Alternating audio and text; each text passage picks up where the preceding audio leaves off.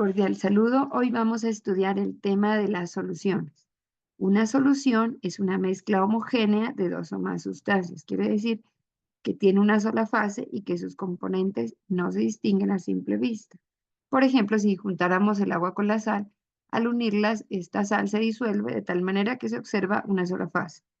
Dentro de la solución tenemos el soluto, que es la sustancia está disuelta o diluida en el solvente y generalmente se encuentra en menor cantidad. El solvente es la sustancia que disuelve o diluye al soluto. La concentración de una solución expresa la relación de la cantidad de soluto y la cantidad de solvente. Las soluciones tienen unas propiedades o características que las permiten identificar. Primero, tienen una composición variable. Eso significa que para cierta cantidad de solvente va a haber una cantidad determinada de soluto que se puede diluir a cierta temperatura y que esa cantidad puede variar. Segundo, las propiedades químicas de los componentes no se alteran. Es decir, si juntamos la sal con el agua, aunque se unan y formen una solución, su identidad química no va a cambiar. Tercero, las propiedades físicas de la solución son diferentes a las del solvente puro. Es decir, si adicionamos un soluto a un solvente, a medida que se va aumentando la cantidad de soluto que se añade, el punto de ebullición va a aumentar. Y por el contrario, el punto de congelación va a disminuir. También la presión de vapor va a disminuir. La presión de vapor es la fuerza que ejerce el líquido para pasar a su fase gaseosa. Y al adicionar un soluto a un solvente puro, ese soluto ocupa los espacios que hay entre las moléculas del solvente, haciendo que el solvente tenga más dificultad para pasar a fase gaseosa y por eso su presión disminuye. Principales clases de soluciones. Dentro de las soluciones tenemos soluciones gaseosas, por ejemplo, cuando el soluto es un gas y el solvente es un gas, la solución será gaseosa y un ejemplo es el aire. Si el soluto es un líquido y el solvente es un gas, tenemos una solución también gaseosa, como un ejemplo está la niebla. Si el soluto es un sólido y el solvente es un gas, la solución estará en estado gaseoso, como por ejemplo el polvo en el aire. Las soluciones líquidas. Si el soluto es un gas y el solvente es un líquido, la solución estará en estado líquido, como por ejemplo el amoníaco comercial. Si el soluto es un líquido y el solvente también es líquido, la solución estará en estado líquido, como por ejemplo el alcohol mezclado con el agua. Si el soluto es un sólido y el solvente es un líquido, la solución estará en estado líquido, por ejemplo, la sal disuelta en el agua.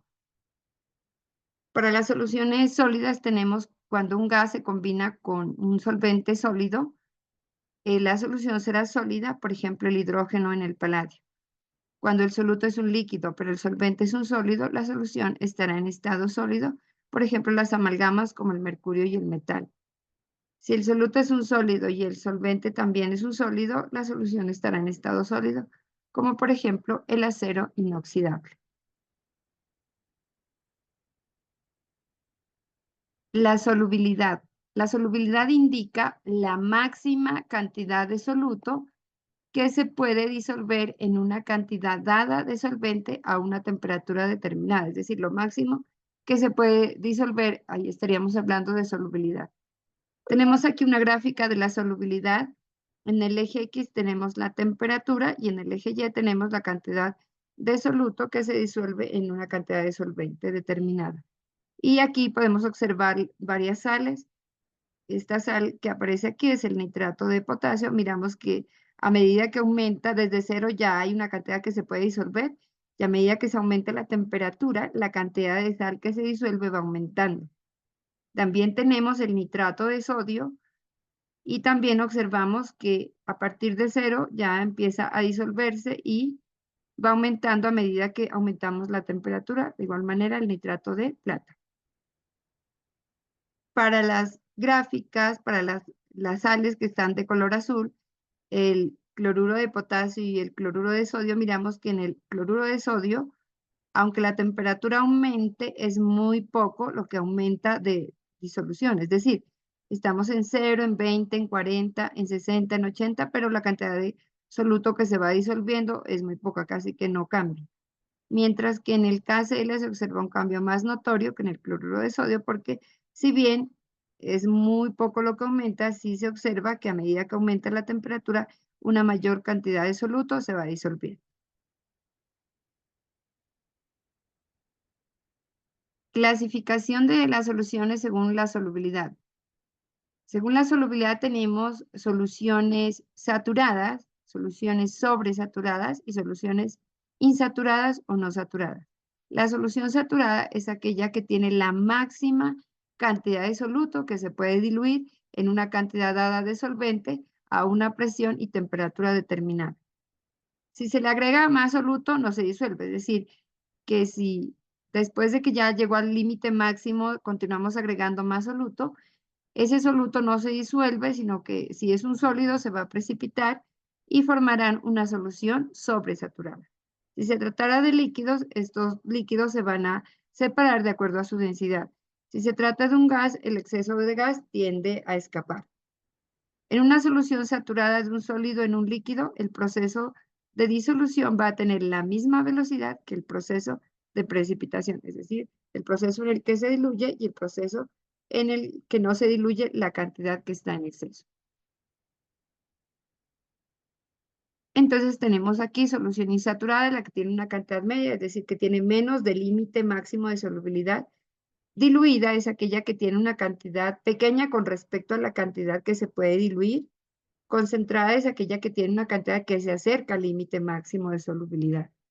Y como característica general, podemos decir que lo similar disuelve lo similar, es decir, como primera condición para que haya una solución, es que las partículas o las sustancias sean similares. Esto quiere decir que, por ejemplo, las sustancias iónicas se van a diluir con las iónicas y las covalentes se van a mezclar con las sustancias covalentes.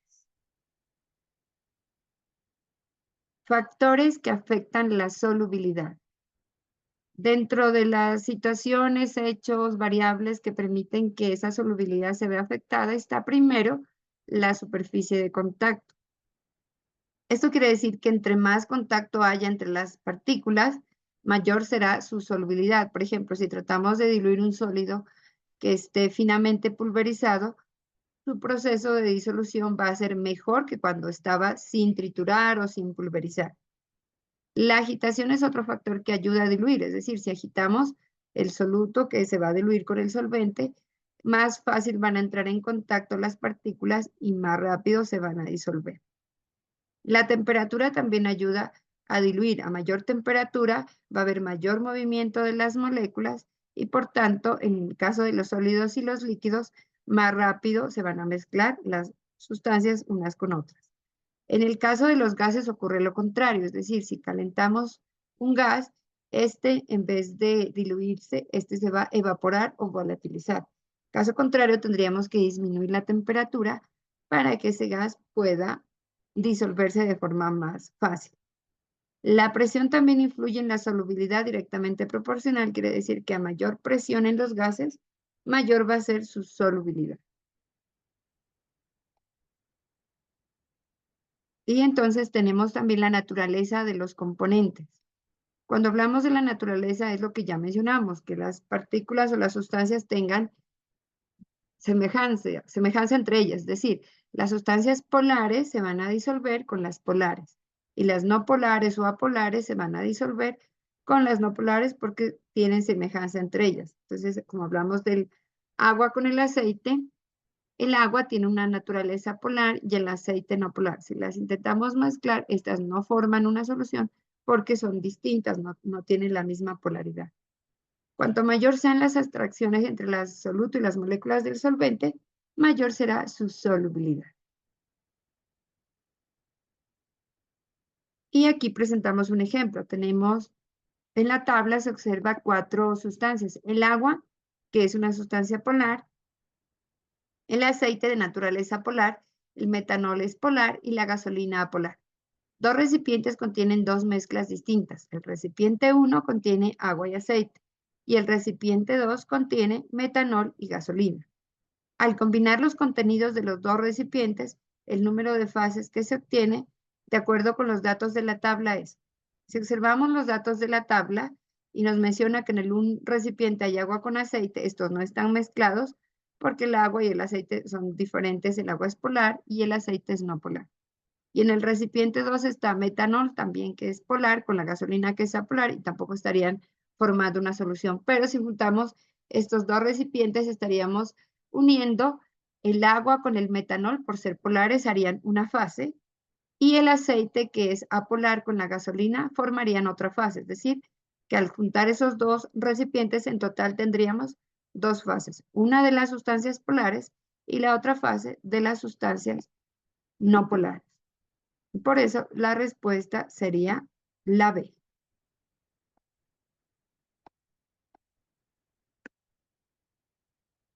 Y también mencionamos acá el efecto de la presión, que ya habíamos hablado de él, y es que si aumentamos la fuerza, la presión ejercida sobre un gas, esta va a ser directamente proporcional a su solubilidad, es decir, como se observa en la imagen, que entre más presionemos las moléculas es más fácil que entren a juntarse con el líquido que aparece aquí. Y tenemos acá otro ejemplo. Se tienen tres recipientes a la misma temperatura. El primero con agua pura, el segundo con una solución acuosa de cloruro de sodio 0,05 molar y el tercero con una solución acuosa, quiere decir en agua, 0,01 molar. Se determinó el punto de ebullición de los líquidos a dos presiones diferentes, tal como se observa en la tabla. Y bueno, en la tabla observamos que a 760 el punto de ebullición del agua es 100, mientras que a 560 milímetros de mercurio el punto de ebullición es 93. La solución de NaCl 0,05 molar tiene un punto de ebullición de 105 a 760 y este disminuye a 102 en 560. Y la solución de cloruro de sodio 0,01 molar tiene un punto de ebullición de 101 a 760 y disminuye a 99 en 560. Observando los datos de la tabla se mira que en 760 los puntos de ebullición son más altos comparados con la misma sustancia a 560. De acuerdo con lo anterior, es correcto afirmar que el punto de ebullición de una solución. Nos pregunta de la solución. Sabemos que la solución es la suma de soluto y solvente. Y aquí tenemos dos soluciones y tenemos el solvente puro, que es el agua. Entonces, nos dice que el punto de ebullición A aumenta cuando la presión aumenta. Eso es verdad. Acabamos de mirar que entre más alto sea la presión, mayor es el punto de ebullición. Y disminuye la concentración. Eso estaría mal porque aquí observamos que la solución 0,05 molar es la más concentrada y tiene más alto. Es decir, que el punto de ebullición también aumenta cuando aumenta la concentración. Por lo tanto, la opción A no sería la correcta.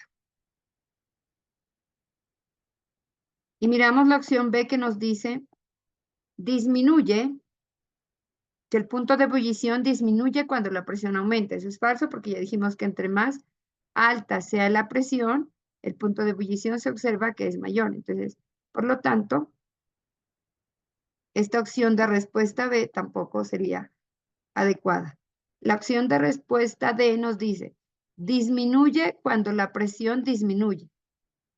Sí, es verdad, el punto de ebullición disminuye, porque entre menos presión, menos. Y cuando aumenta la concentración, no, porque entre más concentrado no es menor, sino mayor es el punto. Entre más soluto tenga, va a ser mayor el punto de ebullición. Por lo tanto, esta opción de respuesta estaría mal. Y la respuesta correcta es la C, porque dice, el punto de ebullición aumenta cuando la presión aumenta. Es verdad, en la tabla se observa que entre más presión son mayores los puntos de ebullición y aumenta la concentración. Esto también es verdad, porque la solución 0,05, que es la más concentrada, es donde el punto de ebullición es mayor.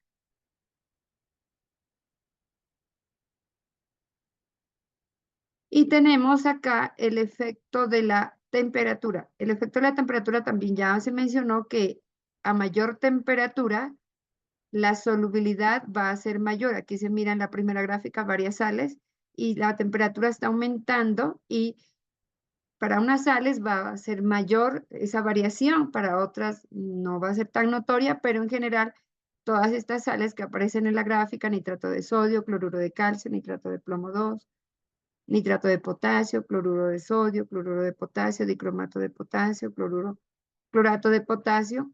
Estas sales se observa que entre más aumenta la temperatura, es más la cantidad de sal que se diluye. En la gráfica B miramos gases. Aquí está el metano, el oxígeno, el monóxido de carbono y el gas helio. Si miramos aquí, a medida que aumenta la temperatura, la solubilidad es menor, porque como ya mencionamos, el calor hace que las moléculas se evaporen, se volatilicen. Por lo tanto, para poderlas diluir tendríamos que enfriar y en este caso se observa que entre más calor se van evaporando, es decir, se van haciendo menos soluble a medida que vamos aumentando la temperatura. Y aquí tenemos un ejemplo para observar estos cambios de temperatura. En la gráfica se muestra la solubilidad de dos compuestos iónicos en agua con respecto a la temperatura. Miramos que en el eje X está la cantidad de gramos de soluto que se diluyen en 100 gramos de agua y en el eje X está la temperatura en grados Celsius. Se prepara una mezcla de sales utilizando 90 gramos de nitrato de potasio y utilizando 10 gramos de cloruro de sodio. Esa mezcla se disolvió en 100 gramos de agua y se calentó hasta 60, es decir, más o menos por esta parte de aquí estarían calentando esa sustancia y entonces aquí trazamos la gráfica para mirar qué cantidad de soluto se puede disolver. Entonces aquí trazamos el eje X con el eje Y para mirar en qué punto se une. Y estaríamos mirando o se observa que aquí cuando se mezcla a 60, se diluyen aproximadamente más de 100, es decir, un poco más de 100, casi que 150, si se observa aquí, de KNO3, del nitrato de potasio. Y del cloruro de sodio se disuelven 34,2. Y en el enunciado nos daban 90. 90 de KNO3, pero la gráfica nos dice que se diluyen más de 100, es decir, que estos 90 sí estarían disueltos completamente. Y del NaCl estarían disueltos hasta 34, pero como en la pregunta solamente nos dieron 10, quiere decir que tanto el KNO3 como el cloruro estarían disueltos porque la cantidad es menor que la que se puede diluir según la gráfica. Pero luego nos dice que se disminuye o se deja enfriar gradualmente hasta que la temperatura sea 0. Si observamos aquí en 0, nos damos cuenta que del cloruro de sodio se diluyen 34,2 aproximadamente. Y del nitrato de potasio se diluyen hasta 12,1. Es decir, que si hay menos de esa cantidad, sí se va a diluir.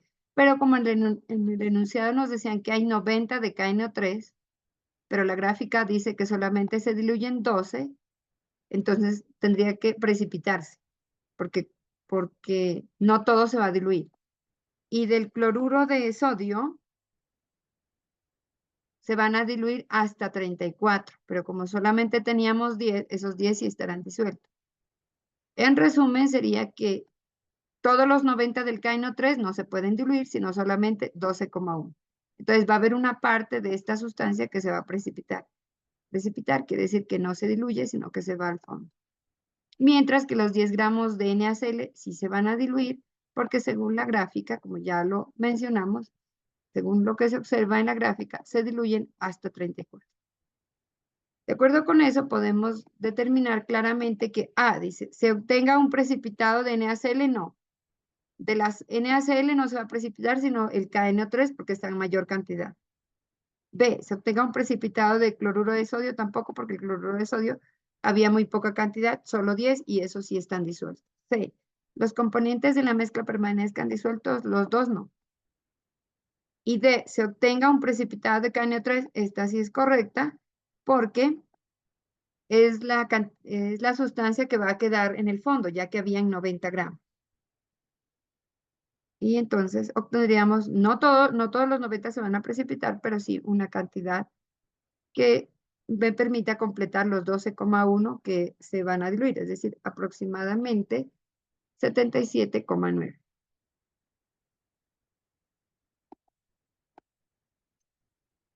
En el siguiente ejemplo nos dice, la concentración es una medida de la cantidad relativa de soluto que se disuelve en un solvente. A una solución de agua se le va adicionando gradualmente sal y posteriormente se le adiciona agua. La gráfica que representa la concentración en el transcurso es. Entonces tenemos aquí 4 gráficas y nos dice que se adiciona inicialmente sal. Y sabemos que entre más soluto se adicione, la solución será más concentrada. Y posteriormente se adiciona agua, es decir, que cuando se adiciona agua se va haciendo más diluido. Por lo tanto, podríamos decir que al final del proceso podría haber un equilibrio, es decir, no un cambio, sino si se aumenta una cantidad proporcional y la de agua, sería la gráfica A, porque no habría cambio de concentración, ya que los dos están cambiando. Pero aquí nos pregunta en el transcurso, es decir, en el transcurso quiere decir a medida que se aumenta sal y a medida que se aumenta agua. Si miramos la gráfica B, a medida que se aumenta, sal, la concentración va aumentando y a medida que se aumente agua, la concentración va disminuyendo. En la gráfica C no podría ser porque la gráfica C nos dice que está disminuyendo. Pero pues si la cantidad de sal aumenta, pues no puede disminuir. Y la gráfica D tampoco puede ser porque inicialmente está bajando, eso sería cuando se adiciona agua y luego cuando se adiciona sal. Pero acá ocurre al revés. Primero nos dice que adicionó sal y luego agua. Por eso la gráfica correcta es la opción B. Bueno, y a partir de esta explicación sencilla podemos resolver el taller relacionado con qué es la solución, qué es la solubilidad y los factores que la afectan. Muchas gracias.